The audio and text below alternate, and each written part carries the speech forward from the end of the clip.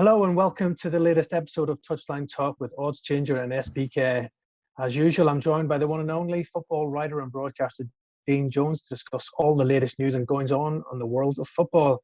It's been a busy last few days, Dean, on the managerial merry-go-round. Aston Villa have sacked Dean Smith. Norwich sacked Daniel Farke just hours after winning their first Premier League game of the season.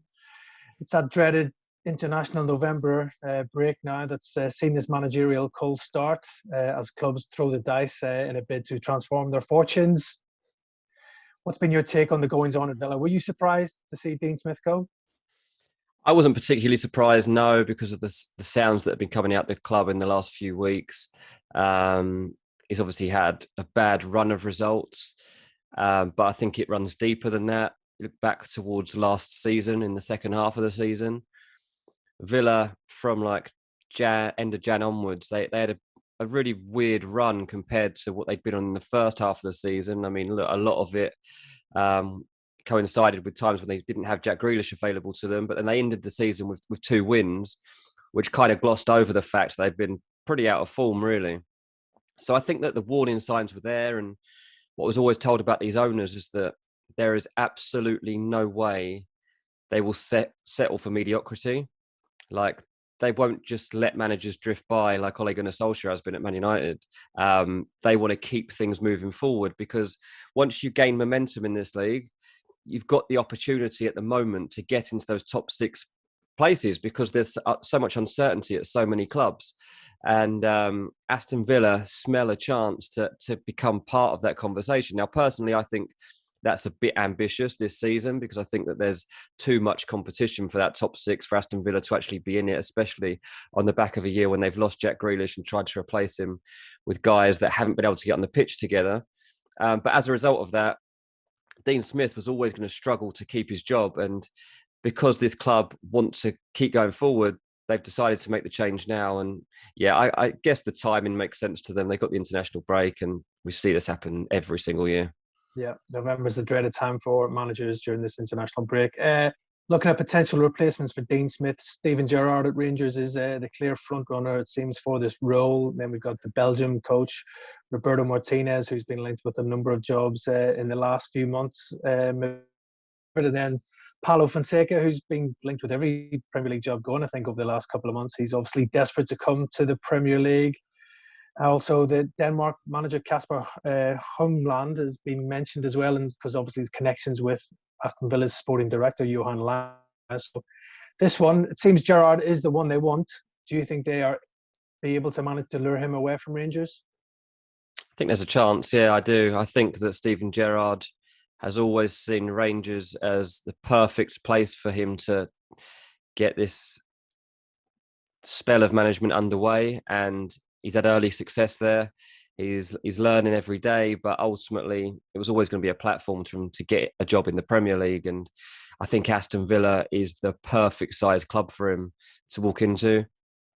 I know somebody that spoke to Christian Perslow a couple of years back, and he was recalling a conversation that he'd had, and they spoke about Steven Gerrard and like his potential within management. And one of the things that Perslow said was like, if that window of opportunity was ever there, then he'd be very tempted to take it with Steven Gerrard, especially if it was a club like Aston Villa, because of the stepping stone that it would give him. Like, not just because he wants to help him get back to Liverpool. I mean, obviously those two have a great past going back to Liverpool, but ultimately we all know that the temptation to appoint Steven Gerrard is going to be too great at some point for Liverpool. Like, that will happen.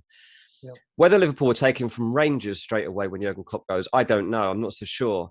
But if he'd got into Aston Villa at this stage and been successful, then that might be there. Now, you could say, well, Aston Villa shouldn't be that stepping stone club that's giving Steven Gerrard a chance to go and become Liverpool manager. But ultimately, Steven Gerrard would have so much motivation to do well in that job that I think he could have good success in it. Now, from Aston Villa point of view, I've still got doubts about it. But from Steven Gerrard's point of view, I think you'll be looking at this as a fantastic opportunity, and one that's probably too good to turn down. Yeah, it's one probably he's looking at. If he proves himself in the Premier League, that Liverpool job becomes more and more open to him in the future when Jurgen Klopp does finally decide to leave Anfield. So massive decision for Steven Gerrard probably over the next week or so.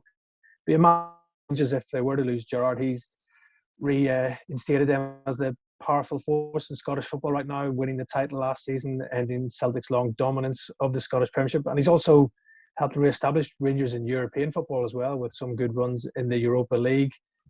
How big a blow would it be for Rangers if Gerrard was to leave? It would be a blow, but I don't think they would stand in his way if he made clear that this was his intention and his desire.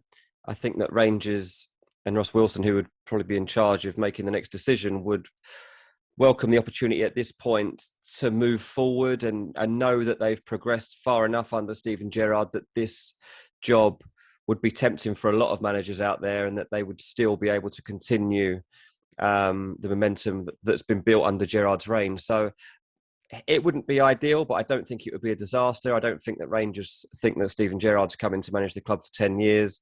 It was always going to be a case of a project that was going to get his career underway.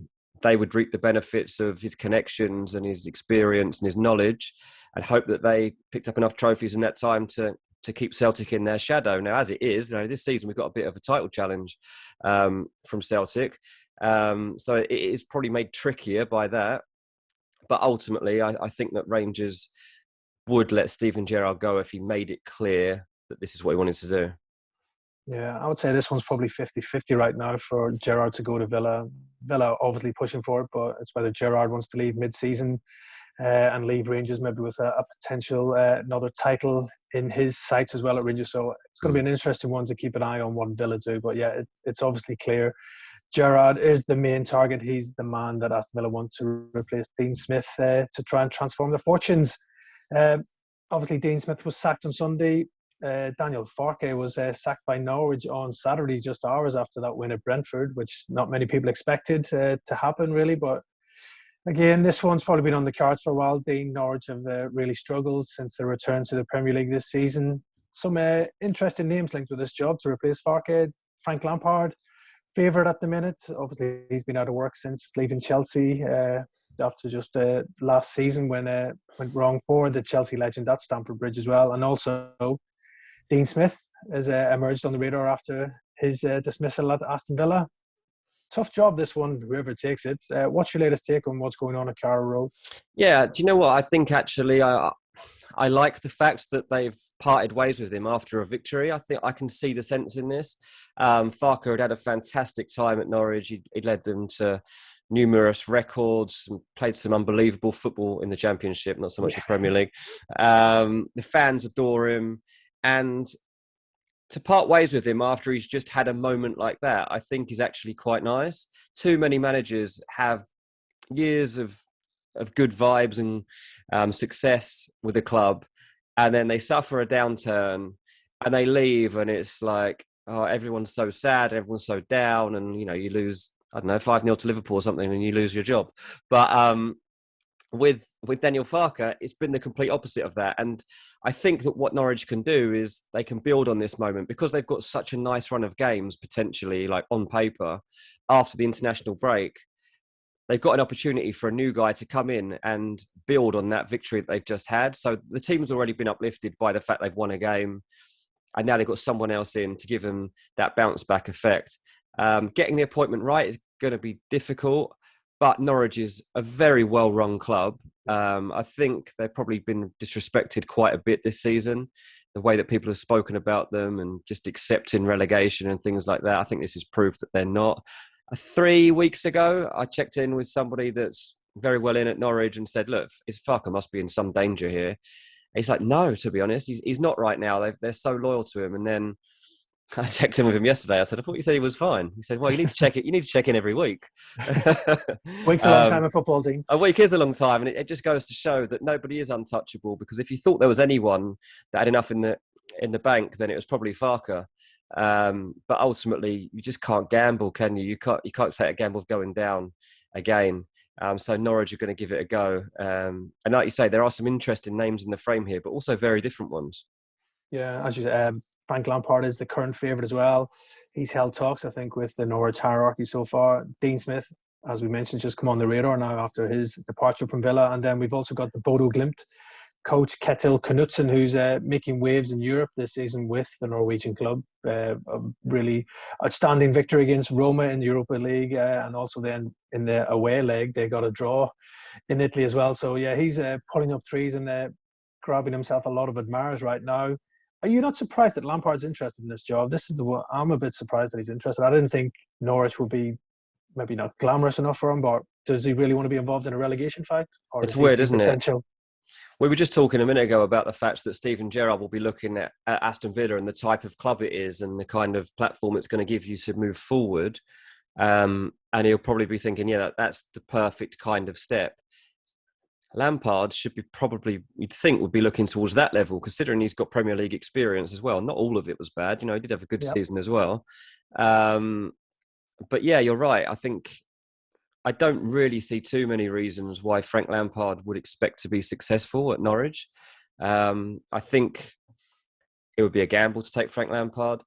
I also am interested really in the path that Norwich look to take here, because the last couple of appointments, they haven't always gone the route that you would expect of them. Farke, I think, was the first overseas manager they'd appointed, which was interesting that they've started to go down that route. And then before that, Alex Neil, I remember, I don't think that was particularly expected at the time either.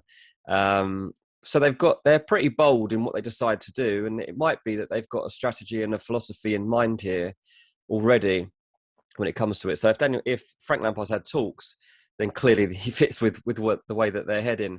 Maybe that's to do with his connections as much as anything else. Norwich have got big ambition. They've got some players in that squad that are of big value as well that they won't want to lose. So keeping them with somebody like Lampard might help. But I think this would be a huge test for Frank Lampard. And I'll be surprised if he kept him up, to be honest, if he got it.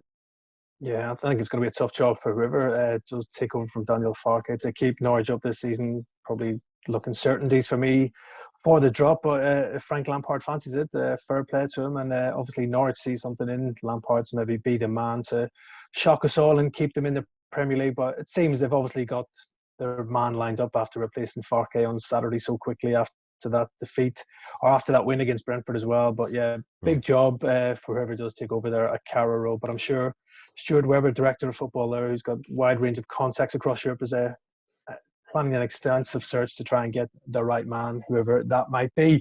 So we saw 2 Premier League managers lose their job over the weekend, Dean, but there's still one manager on many people's lips still in the job. Somehow people are surprised that he still is. Ole Gunnar Solskjær, still Manchester United manager for now, after another humbling defeat at home at Old Trafford against Manchester City at the weekend, when they were totally outplayed, and 2-0 was probably being a bit kind to United. What's your latest take on the goings-on at Old Trafford? Is Solskjaer's job under any more threat, or do you expect him to ride out this latest storm? Mate, it's absolutely extraordinary, isn't it, that Ole Gunnar Solskjær has had this kind of backing at a club like Man United. You would not see. Imagine this at Chelsea. Like Abramovich would be throwing him out the door himself. There's no chance you would survive it. So, look, are United just being? Should we admire the way that they're sticking by him, or should we say that you've been loyal to a fault here because you are falling away? This looks like a sinking ship at the moment. Their home form's dreadful. I think of the last 5 home games domestically, I think they've lost 4 and drawn 1. I mean, that is abysmal form for Man United. I know they've had a couple of tricky fixtures in there, but you still shouldn't be in that situation, especially the type of performance you've got. The problem that they've got in replacing him is that, again, a month ago, I checked in on who would be the guy that you turn to in a moment like this. And the 2 names I was given were Conte and Zidane. Well, Conte's gone to Tottenham and we're told Zidane's got no interest in the job. So that changes things. It means United have got nowhere to turn apart from a few people. And those people are Brendan Rodgers, an ex-Liverpool manager, Mauricio Pochettino, who's got a mega salary over at PSG, Ralph Rangnick, who, has got unbelievable knowledge and experience in the game. He's currently working at Lokomotiv Moscow. Erik ten Hag at Ajax, one of the future super coaches, if you like.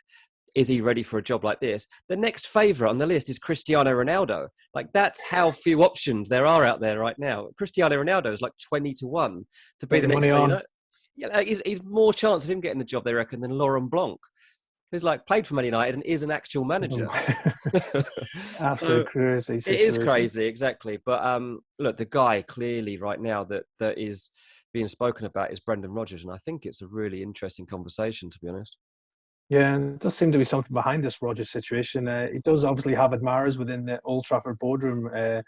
The Northern Irishman, who's obviously done good jobs wherever he's been. He did a good job at Liverpool, nearly winning the title in 2014. He went up to Celtic, won lots of trophies there, and style of football was very impressive as well. And then he's come back down to the Premier League and established Leicester as a real contender for that top four spots. Won the FA Cup last season as well.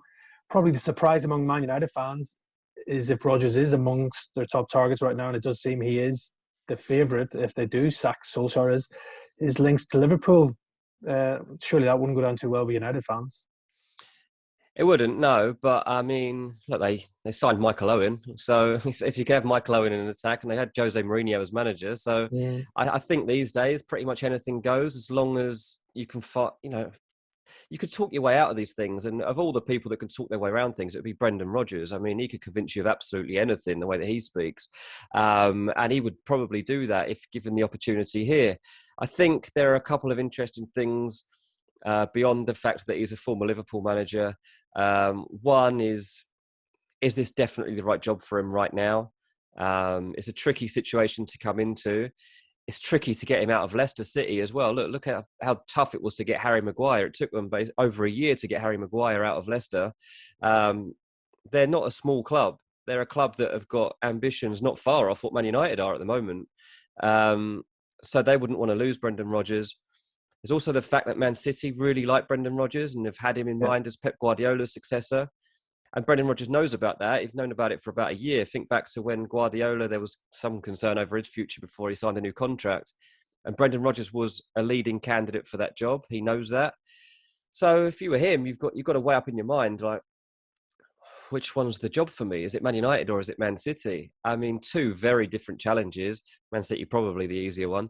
Although the only way maybe down from there is down. Maybe you're going to struggle to live up to that. Whereas the only way after taking over from Solskjær is up. I think United are definitely looking at Brendan Rodgers. I don't think it's going to happen tomorrow, but I do think that this is something we should start to take seriously. Yeah, it's definitely something to keep an eye on, I think, over the next few weeks and months. And let's see what happens with Ole Gunnar Solskjær with United's upcoming fixtures after the international break. They've obviously got Watford away and then Villarreal away in the Champions League and then an away trip to Chelsea as well. Yeah. So if results don't go well, then you'd be thinking that might be the straw that breaks the camel's back, and maybe United will have to make a decision on Ole Gunnar Solskjær's future. One job that has been sorted out at long last is Newcastle. They have appointed Eddie Howe as their manager following a pretty protracted search since the takeover from the Saudi Arabian consortium. You think Eddie Howe's the right man for Newcastle team? I didn't think he was the right man, no. But I mean, how many jobs have we spoken about on this show of Eddie Howe? I mean, he was linked with Celtic 17 times. Then he was linked with every other job that became available in between. But the one thing you would say is that he had some pretty fierce competition for this job, and he came out as the outstanding candidate. He really impressed them with his vision, with his understanding of the situation they were in, and with the research he'd done on every player and how they could improve every player, and also how they could build in the next windows. So he's got a good vision. The type of situation they're in right now is that they're in a relegation battle, and Eddie Howe's got experience of that. Look, good and bad, I know. But at least he's been there and done it before. So I can understand why that's the situation that you'd want him to come into and get out of. And then you'd think that next season he can actually build on it. So he's probably the perfect profile of manager for this moment. Obviously, like a week ago, it looked like Unai Emery was going to be the man. That's because he'd been promised to them pretty much by an agent. It turned out like it wasn't quite as far along as they were led to believe, and that Unai Emery actually didn't want the job. But then Eddie Howe's seen off Lucien Favre, he's seen off Fonseca. And Fonseca, for example, thought he'd put forward a really good pitch. He was really confident he was going to get this job. So, look, Howe has clearly prepared himself well for this job. He's had a long time to get his head around how he would approach his next job. So, yeah, I'm going to give him the benefit of the doubt and say that he could do this. Yeah, he's going to have to hit the ground running with Newcastle's run of fixtures. Not looking too bad on paper if they can start picking up a few points to try and climb that table. But it does seem they're getting maybe a bit of a structure now in place at Newcastle as well, with reports suggesting former Chelsea Director of Football Michael Emenello might be heading to Tyneside as well to take up a similar role as Director of Football. Highly respected Emenello in the game. When he was at Chelsea, he was involved in some high-profile transfers, bringing in the likes of Lukaku, De Bruyne, Salah, etc., Hazard as well. Obviously, some of those signings didn't work out, but have gone on to massive success elsewhere as well. But Emenello would be somebody good. I think Newcastle would like to have in charge, maybe get them ready for the January transfer window. Yeah, absolutely. I think my biggest issue I'd have over the way that Newcastle are going to be making decisions is that there are so many voices involved. And I am concerned about like how they're going to come to making decisions, because if if you're going to have Eddie Howe, you're going to have Emenalo, then you'll have agents who have voices within the club and from outside. And then you've got all the 3, 4, 5 influential figures involved in the ownership as well. There's so much going on there, and you've seen just from this managerial process how long it's taken to actually come up with someone and go through with it. I worry that that's going to be the same on the transfer front. So if Emenalo is going to come in, he has to be sure that his voice is the most important voice and that they follow through with everything that everything he tells them to do, basically. I'm not convinced that will be the case, because I think there are too many agents in the ears of other high-profile people within the club. But one thing for sure is that Newcastle have to follow this kind of profile that they've just followed with Eddie Howe in terms of getting him through the door, because that's the level of player that they need for the next 6 to 12 months. Players that can stabilise them in the Premier League, but also be ambitious and stay in that team if they do kick on to the next level. So we've talked before about James Tarkowski, that's perfect, because he'll make you more solid, but then you can also stay in the team if you improve. So let's see where they do start to aim. I'd imagine Emenalo would come up with some names that aren't so obvious. And I think that is probably a path they'll have to look down as well, because a lot of these clubs are going to hold them to ransom and try and just squeeze every pound they can out of them. Yeah, they're going to have to be smart in this transfer window. So that's why the appointment of this director of football is pretty key for Newcastle going forward, to get the right players in to improve that squad and try and get them out of the trouble that they find themselves in at the wrong end of the table right now. Yeah, just turning our attentions to the transfer window. One player who is sure to figure highly on the wanted lists of some of the biggest clubs in the Premier League and also in Europe is Leeds' flying winger Raphinha. He's been in great form this season as well. He's carried the mantle for Leeds this season, with Patrick Bamford being injured now for the last few weeks as well. He's got 5 goals in 10 Premier League games. He's broken into the Brazil national team as well and scored on his debut, and looks like he's going to be a long mainstay in that squad as well. If you're a Leeds fan, maybe not worried that he could leave in January, Dean, but next summer is going to be a massive task for them to keep hold of Raphinha if he keeps carrying on the way he is right now. We know Liverpool are interested.